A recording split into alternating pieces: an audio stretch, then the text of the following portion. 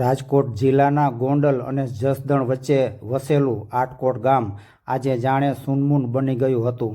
પક્ષીઓના કલરવમાં પણ એક પ્રકારની ઉદાસી હતી અને ગામના ચોરે બેસતા વડીલોની આંખોમાં પણ ભીનાશ હતી.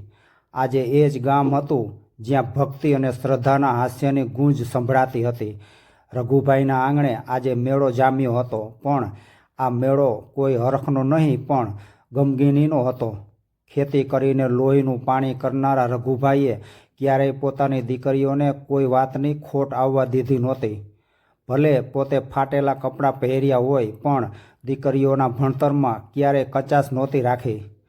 ભક્તિ મોટી હતી અને શ્રદ્ધા નાની, પણ બંને વચ્ચે પ્રેમ એટલો કે જાણે એક જ જીવ અને બે શરીર.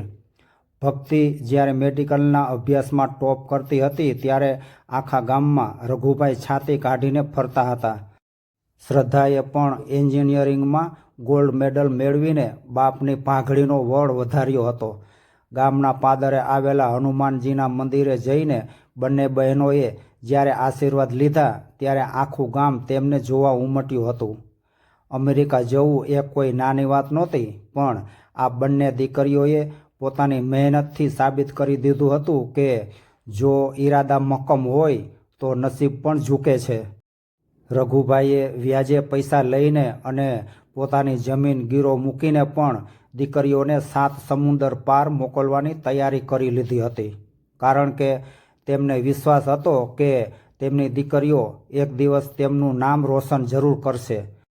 રસોડામાં કામ કરતા માતા શાંતાબેનનું વયું તો ફાળ ખાતું હતું. દીકરીઓ દૂર જશે એ વિચારે જ તેમની આંખો ભરાઈ આવતી હતી, પણ દીકરીઓના સપના આડે તેઓ ક્યારેય દિવાલ બનીને ઊભા ન રહ્યા.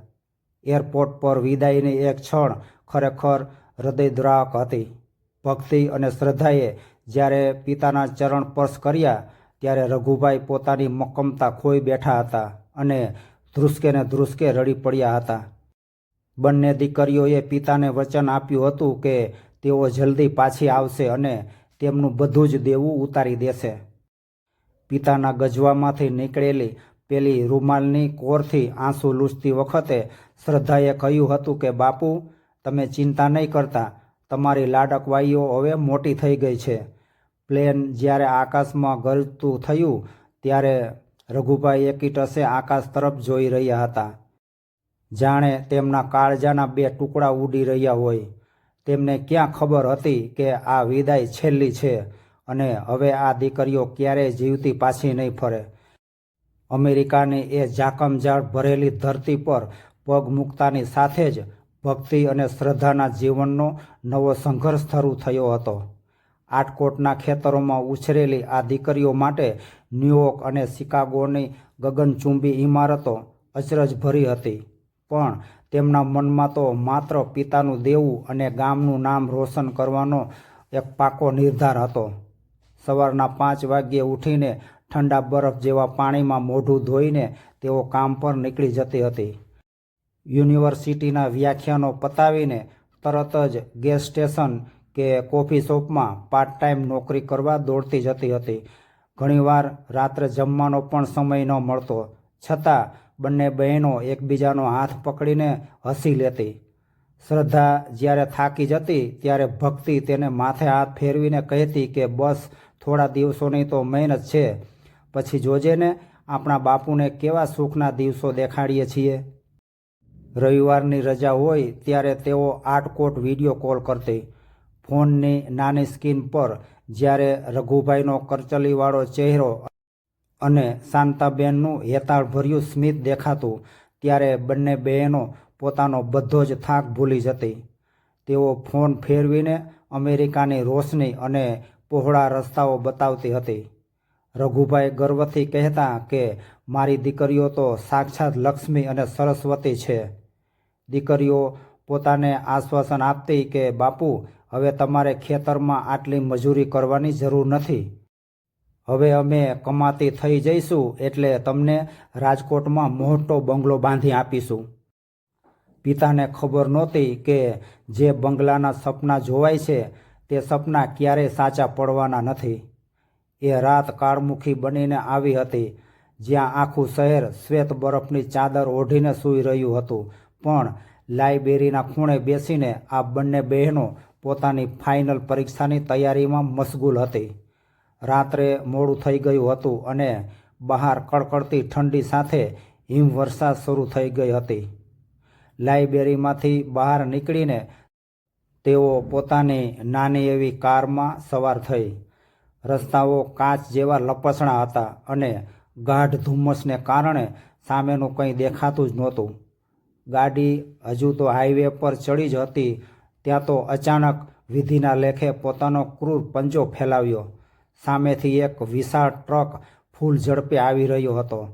રસ્તો લપસણો હોવાથી ટ્રક ચાલકે કાબુ ગુમાવ્યો અને કાર બનીને આવેલો એ ટ્રક સીધો જ દીકરીઓની નાની કાર સાથે અથડાયો. એ ટક્કર એટલી બધી પ્રચંડ હતી કે આજુબાજુનો આખો વિસ્તાર ધણધણી ઉઠ્યો. કારનો કચ્ચરઘાણ નીકળી ગયો હતો અને લોખંડના પતરા કાગળની જેમ વળાઈ ગયા હતા. જે હાથોમાં પેન અને પુસ્તકો હોવા જોઈએ ત્યાં આજે કાચના ટુકડા અને લોહીની ધારાઓ વહી રહી હતી. આટકોટની એ લાડકવાઈઓ લોખંડના એ ભંગાર વચ્ચે દબાઈ ગઈ હતી. આસપાસના વિસ્તારમાં એકદમ સન્નાટો હતો અને માત્ર એમ્બ્યુલન્સના સાયરનનો અવાજ ધીમે ધીમે નજીક આવી રહ્યો હતો. નિયતિએ એક જ પળમાં પિતાના સપના અને બે માસૂમ જિંદગીઓને વેરવિખેર કરી નાખી હતી.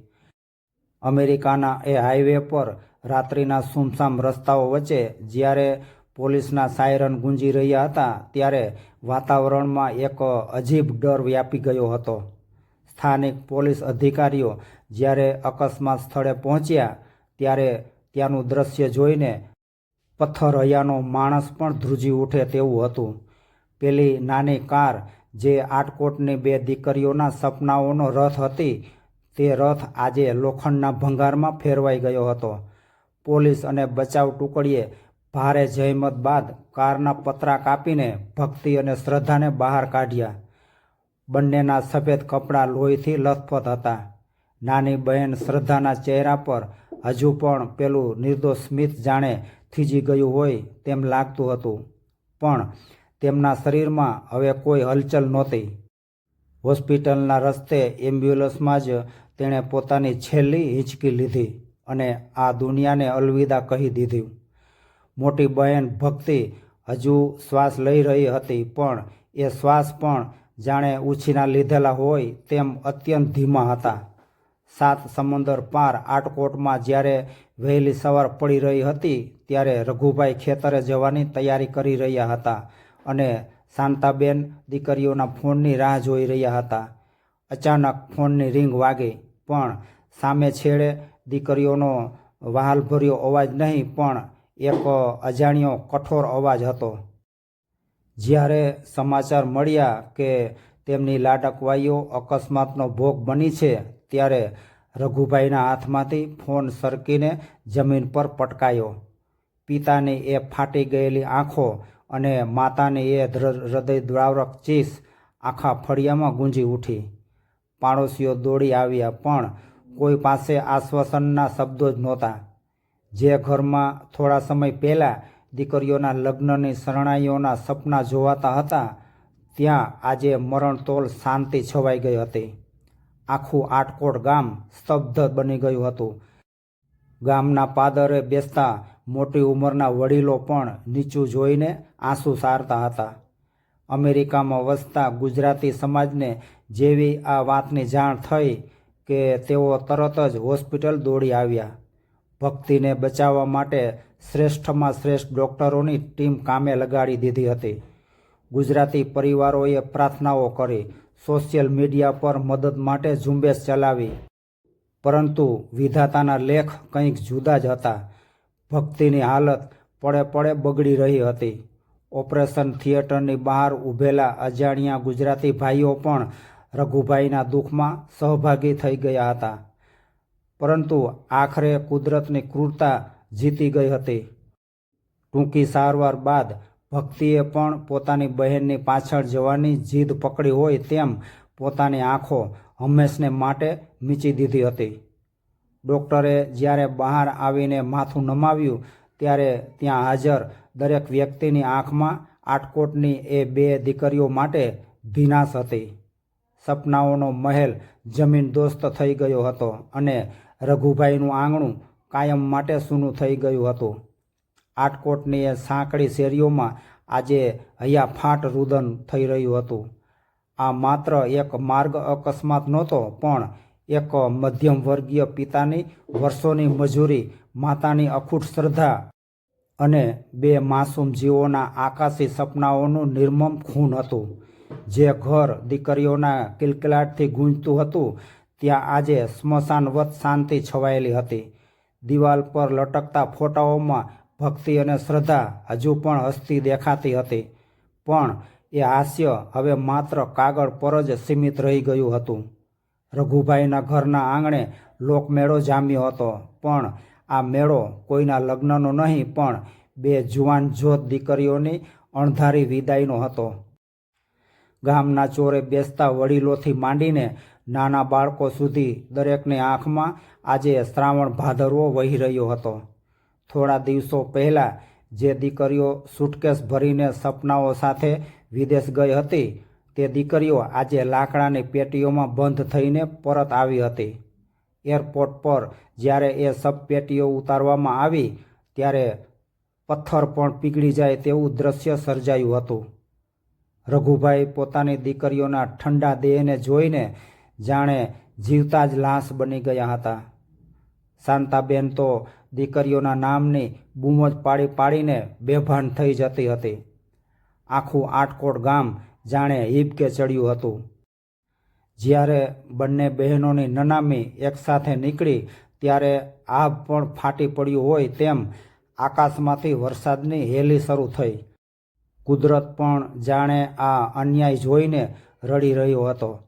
સ્મશાનની એ ચિતા પર જ્યારે પિતાએ ધ્રુજતા હાથે પોતાની લાડકવાઈઓને અગ્નિદાન આપ્યો, ત્યારે ઉપસ્થિત હજારો લોકોના કાળજા ચીરાઈ ગયા હતા. આ કરુણ ઘટના આપણને જીવનની ક્ષણભંગુરતાનો પૂરેપૂરો અહેસાસ કરાવે છે. વિદેશની એ ઝાકમઝાળ ડોલરની કમાણી અને ઊંચા અભ્યાસની ઘેલછા પાછળ કેટલાય મધ્યમ વર્ગીય પરિવારો પોતાનું સર્વસ્વ હોમી દેતા હોય છે. ભક્તિ અને શ્રદ્ધાના કિસ્સામાં એ સાબિત થયું છે કે નિયતિ ગમે ત્યારે ક્રૂર રમત રમી શકે છે. અમેરિકાની એ ઠંડી અને લપસણી સડક પર માત્ર ગાડી જ નહોતી અથડાઈ, પણ એક આખા પરિવારનું અસ્તિત્વ ભૂંસાઈ ગયું હતું. આજે પણ આટકોટના પાદરે કે ગામની ગલીઓમાં કોઈ પસાર થાય છે, ત્યારે એ બંને બહેનોના નિર્દોષ હાસ્યની ગૂંજ ક્યારેક ને ક્યારેક સંભળાય છે.